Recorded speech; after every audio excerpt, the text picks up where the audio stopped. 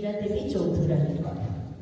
সম্পর্কে উনি রবীন্দ্রনাথ ঠাকুরের ভাই ছিলেন। ভায়োলিন, পিয়ানো, সেতারের পাশাপাশি ইন্ডিয়ান ক্লাসিক্যাল মিউজিক এবং ওয়েস্টার্ন ক্লাসিক্যাল মিউজিকের সমান পারদর্শী। উনি সুর দিয়েছিলেন রবীন্দ্রনাথের প্রায় 200টি গান। তারার কণ্ঠে যে গানটা আমরা শুনব, সেই কতবারও ভেবেছিল গানের সুর ইন্দিরা করেছিলেন আইরিশ গান ড্রিঙ্ক টু মি ওনলির অনুপ্রেরণা।